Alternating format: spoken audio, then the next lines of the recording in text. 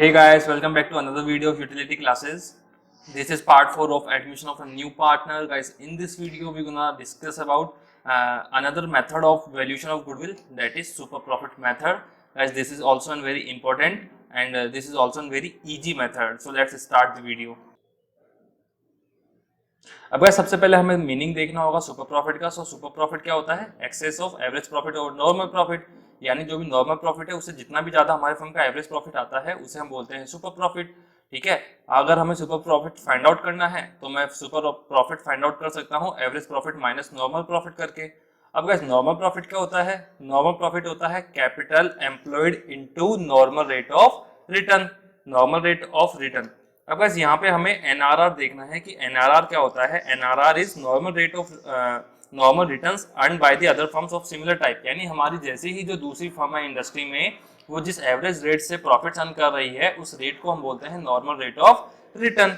For example हमारी industry, हमारे firm है मोबाइल मैन्युफैक्चरिंग का काम करती है, तो हमारी फर्म के अलावा इंडस्ट्री में जितनी भी दूसरी फर्म्स है जो मोबाइल मैन्युफैक्चरिंग का काम करती है उन वो सभी फर्म्स एवरेज 10% की रेट से प्रॉफिट अर्न कर रही है, तो हम 10% बोलेंगे NRR, normal rate of return. अब गाइस नॉर्मली क्वेश्चन में हमें normal rate of return given होती है, बट अगर नॉर्मल रेट ऑफ रिटर्न हमें गिवन नहीं है तो इस केस में हमें normal rate of return find out करनी पड़ेगी rate of return plus risk factor से। सपोज आपको रेट ऑफ इंटरेस्ट है आपको 8 और रिस्क फैक्टर है आपको 2, सो गाइस आपकी टोटल इंटरेस्ट रेट हो जाएगी 10%। अब गाइस इसके बाद में हमें फाइंड आउट करना पड़ेगा capital employed. So guys capital employed हमारी होती है, या तो आपको नॉर्मली क्वेश्चन में गिवन होगी वरना आपको फाइंड आउट करना पड़ेगा total asset minus current liabilities करके। गाइस दूसरा जो मेथड है वो होता है non current asset plus working capital. अब वर्किंग कैपिटल क्या होती है? हमारी capital requirement for day to day work, यानी हमारे जो बिजनेस होता है उसमें हमारी जो डे टू डे फंक्शनिंग होती है उसके लिए जो हमारी कैपिटल रिक्वायरमेंट होती है उसको बोलते हैं वर्किंग कैपिटल। अब जो वर्किंग कैपिटल होती है वो होती है current assets minus current liabilities. ठीक है, तो इन दोनों ही मेथड्स को हम यूज करके निकाल सकते हैं कैपिटल एम्प्लॉयड। अब गाइस इसके बाद में हम एक न्यूमेरिकल क्वेश्चन लेंगे, उसका एग्जांपल लेंगे और देखेंगे कि हम कैसे सुपर प्रॉफिट मेथड से गुडविल फाइंड आउट करते हैं। सो गाइस क्वेश्चन हमें गिवन है the capital of the firm is 50,000, normal rate of return is 10%, average profit is 9,000, calculate goodwill at the 4 times of super profit. So guys यहाँ पे जो last line है उसका मतलब है कि हमारा जो भी सुपर प्रॉफिट आएगा उसे हमें लास्ट में 4 से मल्टीप्लाई करना होगा जिससे हमारी गुडविल आ जाएगी। अब गाइस यहाँ पे नॉर्मल जो प्रॉफिट है वो हम फाइंड आउट करेंगे capital employed into normal rate of return. So guys हमारी कैपिटल एम्प्लॉयड है 50,000 और जो नॉर्मल रेट ऑफ रिटर्न है 10%, सो 50,000 इंटू 10% हमारा नॉर्मल प्रॉफिट आ जाएगा 5,000। एवरेज प्रॉफिट गाइस हमें गिवन है 9,000। अब हमें फाइंड आउट करना है सुपर प्रॉफिट, और सुपर प्रॉफिट हमारा होता है average profit minus normal profit. So हमारा 9,000 माइनस 5,000 यानी 4,000 हमारा आ जाएगा सुपर प्रॉफिट। अब गाइस इसके बाद में हमें सुपर प्रॉफिट आ गया, अब इसके बाद में हमें निकालना है गुडविल। सो हमारी गुडविल क्या होगी? सुपर प्रॉफिट इंटू 4 यानी 4,000 इंटू 4 इक्वल्स टू 16,000 हमारी हो जाएगी गुडविल। अब गाइस इसी के बाद में हम एक और क्वेश्चन लेते हैं। Capital of the firm of A and B is 2 lakh and the normal rate of return is 10%, annual sales, guys ये सेल्स नहीं ये सैलरी है, salary to the partners are 6,000 each.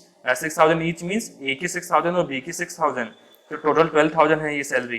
The profit of the last 3 years were ये this is 40,000, this is not 4,000, 40,000, 35,000, 45,000 respectively. Goodwill is to be valued at 2 years purchase. 2 years purchase पे हमें goodwill value करनी है of the average profit of last 3 years।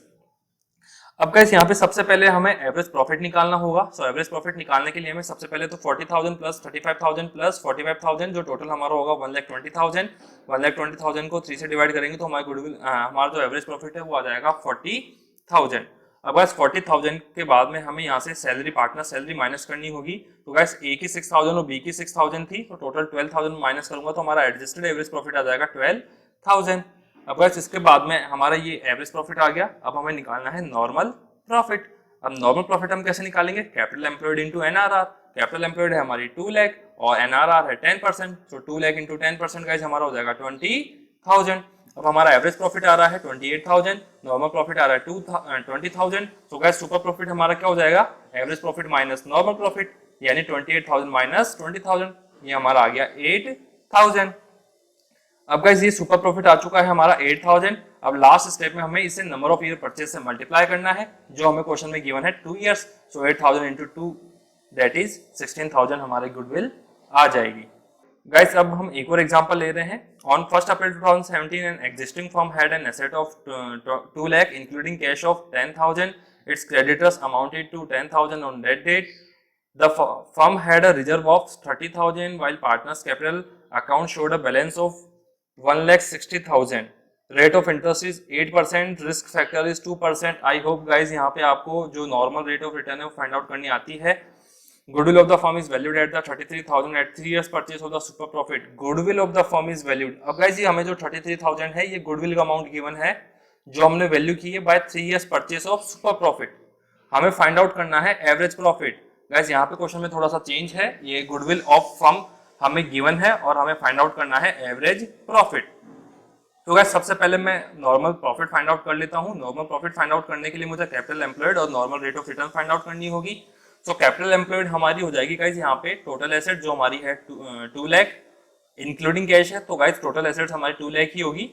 ये total assets है minus current liabilities, और current liabilities हमारी 10,000 जो है क्रेडिटर्स, और बाकी के अलावा गाइस जो ये सब हमें गिवन है ये हमारी करंट लायबिलिटीज नहीं है। सो हमारी हो जाएगी 2 लाख माइनस 10,000 यानी 1,90,000 कैपिटल एम्प्लॉयड। अब गाइस इसके बाद में नॉर्मल रेट ऑफ रिटर्न हमारी हो जाएगी rate of interest 8% plus risk factor 2%, total 10%। अब गाइस नॉर्मल प्रॉफिट हम फाइंड आउट कर लेंगे 1,90,000 इंटू 10% जो हमारा हो जाएगा 19,000। अब गाइस इसके बाद में जो गुडविल है वो हमें गिवन है 33,000। सो गाइस आपको एक चीज यहाँ पे नोटिस करनी होगी कि आपकी जो गुडविल होती है वो कैसे फाइंड आउट होती है। सो गाइस गुडविल हमारी आती है super profit into number of years purchase.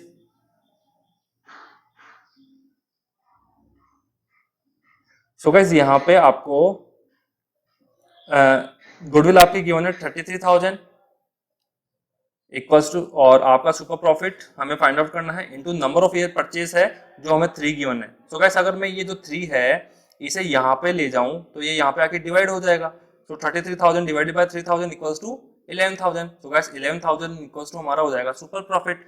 ठीक है गाइस, अब हमारा सुपर प्रॉफिट आ रहा है 11,000, हमारा एवरेज प्रॉफिट है 19,000, नॉर्मल प्रॉफिट है हमारा 19,000, और अब guys super profit equals to होता है average profit minus normal profit. तो गाइस हमारा जो सुपर प्रॉफिट है वो है 33,000 और हमारा एवरेज प्रॉफिट हमें फाइंड आउट करना है, नॉर्मल प्रॉफिट है हमारा 19,000। तो गाइस अगर मैं 19,000 को इधर ले जाऊं तो हमारे एवरेज प्रॉफिट की वैल्यू आ जाएगी। सो ये इधर जाके हो जाएगा 33,000 प्लस ये माइनस है तो इधर आके प्लस हो जाएगा 33,000 प्लस 19,000 सॉरी 11,000। ऐसे 11,000 आया था हमारा super profit. So 11,000 plus 19,000 equals to average profit. So guys 11,000 plus 19,000 हमारा हो जाएगा 30,000 जो हमारे एवरेज प्रॉफिट की वैल्यू आ रही है। आई होप गाइज कि आपको मेथड काफी अच्छे से समझ आ गया होगा, और आई होप कि आपको वीडियो भी काफी पसंद आया होगा। सो अगर आपको वीडियो पसंद आया तो लाइक करें, शेयर करें, कमेंट करें, और अगर आप हमारे चैनल पर नए हैं तो चैनल को सब्सक्राइब करें।